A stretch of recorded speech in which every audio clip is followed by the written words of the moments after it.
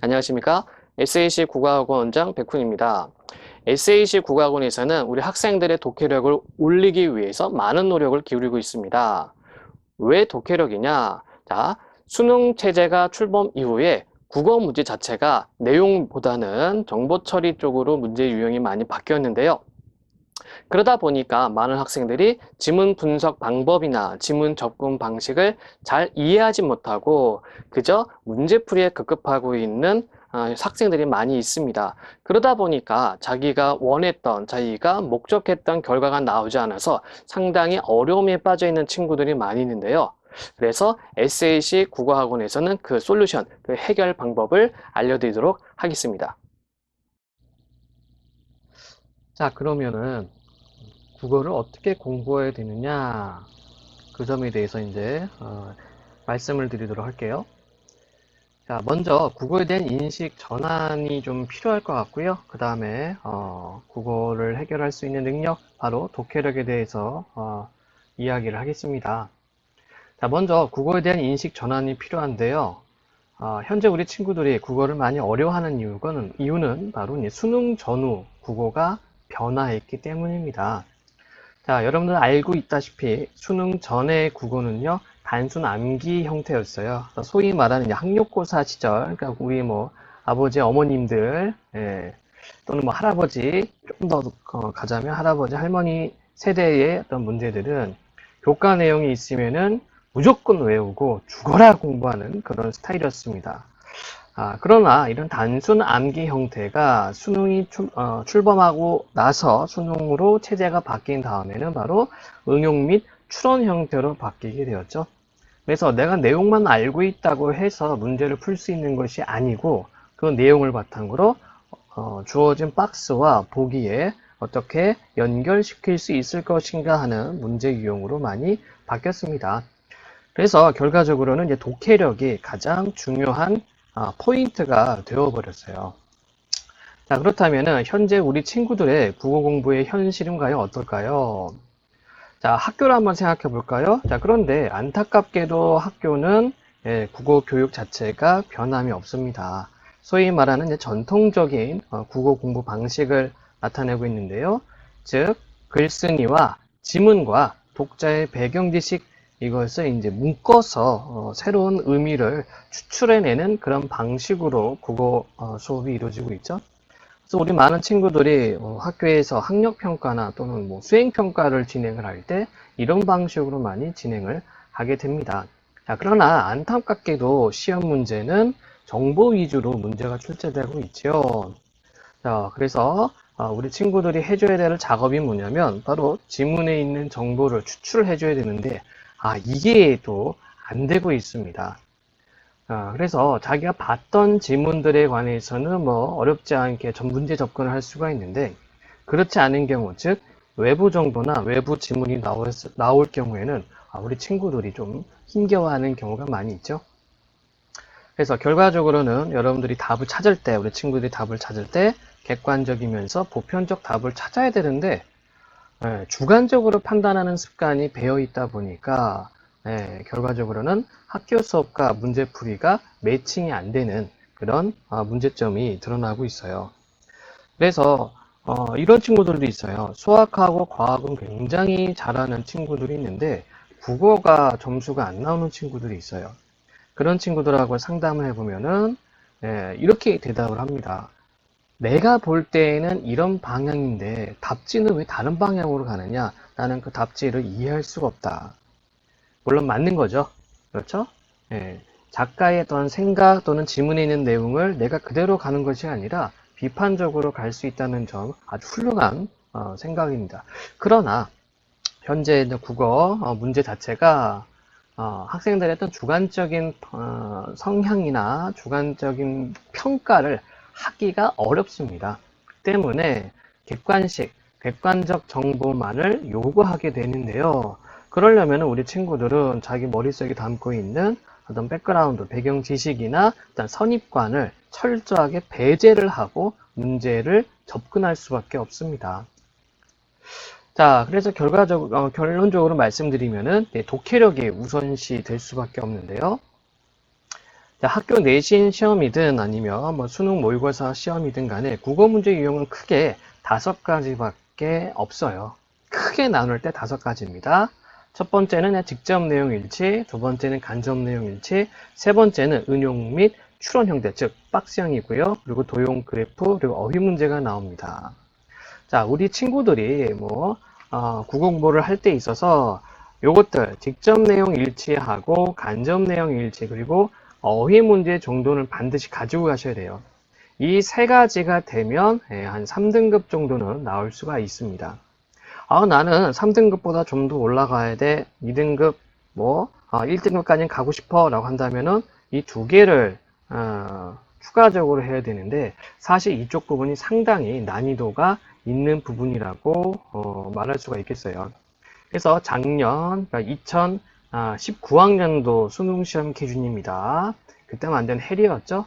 1등급 컷이 82점, 이렇게 되어 있고, 그다음에 3등급 그래도 한 중상위권 이상 대학을 좀 이렇게 도전해 보려면은 3등급 이상은 따내야 되는데 이때가 67점 정도로 등급이 나왔죠. 그래서 문제가 상당히 어려웠습니다. 그래서 평가원장님이 소위 말하는 대국민 사과문까지도 발표를 했는데요. 어쨌든 국어 문제 유형은 크게 5가지 정도밖에는 안 나오고 있고요. 자, 여러분들이 직접 내용, 간접 내용, 그리고 어휘 문제는 반드시 꼭 가져가셔야 됩니다. 자, 그러면은 우리 친구들이 공부를 어떻게 해야 되느냐? 현실적인 국어 공부 방법은 뭐냐? 바로 독해력을 키워야 되는데 독해력을 키우는 방법은 이렇게 한번 우리가 준비를 해볼 수 있을 것 같아요. 먼저 비문학 기출 5개년 아무거나 상관이 없습니다. 시중에 나와 있는 교재들을 보면은 싼 것도 있고 비싼 것도 있는데 아무거나 상관이 없고요. 저는 안 살래요. 저는 집에서 프린터로 뽑을 거예요 하는 친구 있는데 뽑지 마세요. 프린트 하는 게 돈이 더 잉크값하고 종이값이 더 나오니까 그냥 서점에 가서 제일 싼 거 아무거나 사시면 되고 그 다음에 노트 하나 준비를 하시면 되실 것 같아요. 그 다음에 어떻게 공부를 하느냐. 자, 지문 분석을 할 때는 반드시 이렇게 단락 정리를 꼭 해주셔야 돼요. 그럼 여러분들 이렇게 별표도 치고, 줄도 치고, 네모도 치고, 돼지꼬리도 따고, 이렇게 여러 가지 어떤 기호나 아니면 도형을 이용해서 공부를 하게 될 겁니다. 자, 기호하고 도형을 쓰는 이유는 뭐냐면요, 여러분들, 깃발 세우기라고 생각하면 돼요. 자, 깃발은 우리가 왜 세웁니까? 이거는 표식을 주는 거죠. 그쵸? 여기에 어떤 내용이 있구나라고 표식을 주기 위해서 깃발을 세웁니다. 자, 그런데 어떤 친구들은 이런 식으로 쭉 다 줄 치는 친구들이 있어요. 줄을 그냥 쭉쭉쭉쭉쭉쭉 쳐 나가면서 글을 읽어 나갑니다. 물론 그것도 그 친구 나름대로의 방법이 되겠지만 이런 식으로 다 줄을 쳐버리면은 뭐가 중요한지를 알 수가 없죠. 그렇기 때문에 여러분들 단락 정리를 할 때는 기호 동용을 통해서 깃발을 세워 주시는데 이때에는 반드시 중심 내용하고 그 다음에 세부 내용으로 구분을 해서 깃발을 줄을 쳐 주셔야 돼요. 그리고 이렇게 소위 말하는 전문가들이 많이 나오죠. 사람들이 나오는데 사람 같은 경우에도 마찬가지로 여러 사람이 나올 경우에는 좀 표식을 달리해주는 게 좋죠. 예를 들어서 데카르트가 나온다 그러면 네모, 그럼 이 사람이 얘기했던 거, 데카르트가 얘기했던 것은 다 네모 이렇게 표시를 해주면 될 것 같고요. 그 다음에 스피노자가 나왔다 그러면 별표, 그러면 스피노자 나온 부분은 다 별표를 해주면 되겠죠. 그래야지 서로 내용에 관련된 관련 내용들을 연결해서 볼 수 있기 때문에 이런 방법으로 써주는 게 좋을 것 같아요.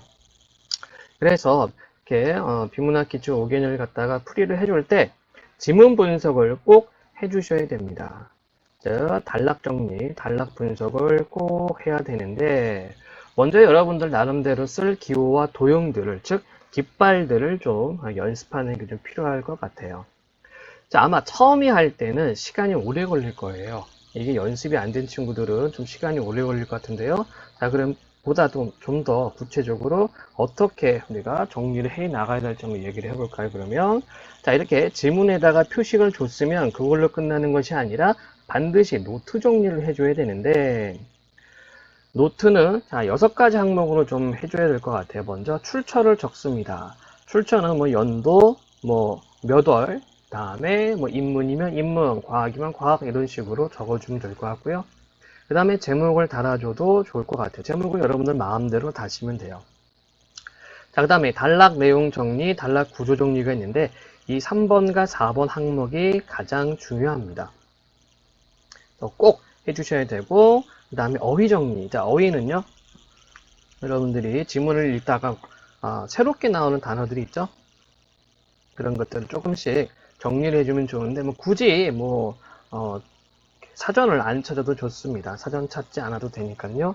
모르는 단어나 새로운 단어 나와 있으면 적어만 주셔도 돼요. 이게 이제 인지 활동이라고 생각하면 돼요. 그 다음에 난이도를 적는데 쉬움, 보통, 어려움 이렇게 한번 난이도 적어보고 어려웠을 때만 이게 내가 왜 어려웠는가, 왜 내가 지문 분석이 어려웠는가를 간단하게 코멘트하면 되겠죠. 예를 들어서 과학 지문 나 과학이 싫어서 이런 식으로, 또는 단락 간의 구조 관계가 복잡해서 이런 식으로 적어주면 돼요.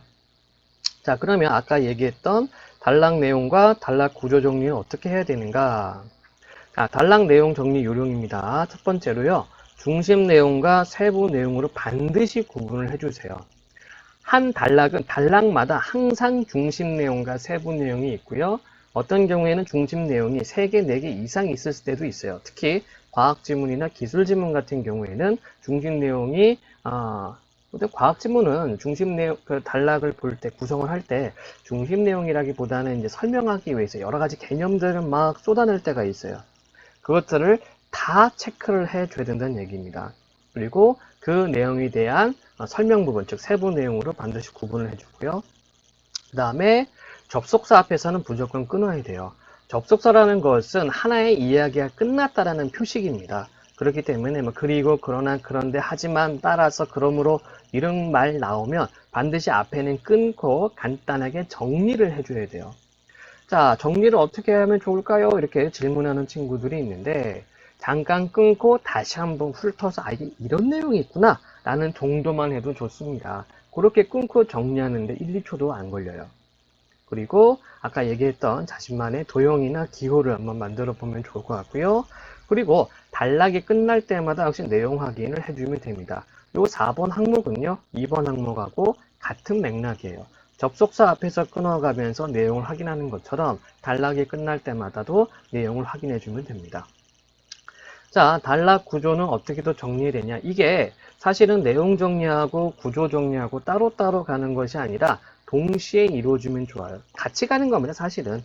그래서 그 단락을 보니까 예를 들면 이런 것들이 있죠? 그럼 예시예요. 반드시 표시를 해줘야 돼요.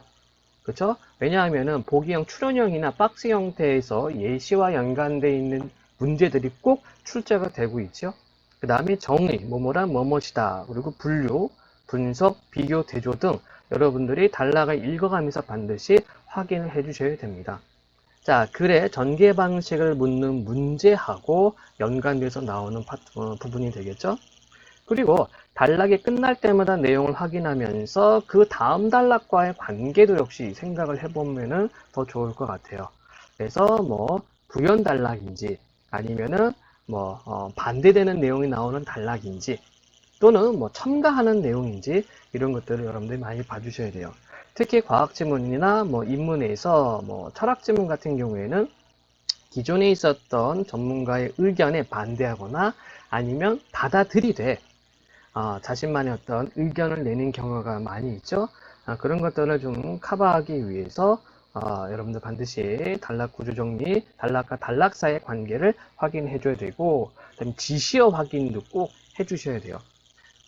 몇몇 친구들을 보면은 지시어를 확인 안 하고 그냥 무조건 지문을 읽어 나가는 친구들이 있어요. 지시어는 앞에 있는 말을 다시 받아주거나 아니면 뒤에 있는 내용을 미리 보여주는 그런 표지판 역할을 하는 것이 바로 지시어입니다. 그래서 지시어를 무시하다 보면은 전체적인 글의 맥락과 흐름을 놓칠 수가 있죠. 그래서 꼭 지시어를 확인을 해 주셔야 될 것 같습니다. 처음에는 좀 힘들 거예요. 처음에 힘들 거고, 우리 학원 친구들도 이거를 제시를 했을 때, 이 얘기를 안 했네요. 이 지문 분석을 할 때에는 하루에 꼭 5개씩을 해 주셔야 됩니다. 좀 힘들 것 같지만 반드시 1일 5개의 지문을 분석을 해주시면 되고요. 이제 5개 지문은 영역별로 들어가는 거예요. 인문, 뭐 사회, 뭐 예술, 기술, 과학 이렇게 5개의 지문을 하루에 한 개씩 해주시면 됩니다. 그러면 하루 총 몇 개입니까? 5개가 되는 거죠. 자, 그래서 뭐 주말이든 좀 우리 친구들이 바쁘니까 월요일부터 금요일까지 한다 치면 한 25개 정도, 이 정도 지문 정리하고 그다음에 노트 정리를 어, 꾸준하게 해주시면은 빠르면 한 3, 4개월 그리고 늦어도 1년 안에는 효과가 나올 겁니다. 그런데 이게 처음에는 좀 힘들어요. 처음에 힘들다 보니까 이제 포기하는 친구들 많이 있는데요. 좀 이렇게 하는 친구들 말을 들어보면은 처음에는 하루에 한 1시간에서 1시간 반 정도 걸린다고 이야기를 해요. 자, 그런데 좀 숙달이 된 친구들은 하루에 20분에서 30분이면 된다고 그럽니다. 자, 그래서 요 정도 계속 꾸준하게 독해 연습을 해준다면, 사실 국어 영역을 딱히 뭐 신경 쓸 필요는 없을 것 같아요. 물론, 독서 영역, 비문학 영역에 국한돼서 말씀드리는 겁니다. 그래서 여러분들, 다시 한번 얘기를 할게요. 국어는 독해력이 최우선이고요. 네, 독해를 할 수 있는 친구들이 국어에서 상위 포지션을 갈 수 있으니까 꼭 지문 분석과 노트 정리하는 습관을 들이시기를 바라겠습니다. 네, 국어가 정말 어렵습니다. 지문도 많이 늘어나고, 그리고 소위 말하는 학교 교재에서 문제가 나오는 것도 아니고, 지문이 나오는 것도 아닙니다. 결국에는 많이 볼 수밖에 없는데요. 문학 파트 같은 경우에는 일정의 틀을 가지고서 접근해 주면 되겠지만, 비문학 파트, 특히 독해 영역 같은 경우는 우리 친구들의 많은 노력이 필요할 수밖에 없을 것 같아요.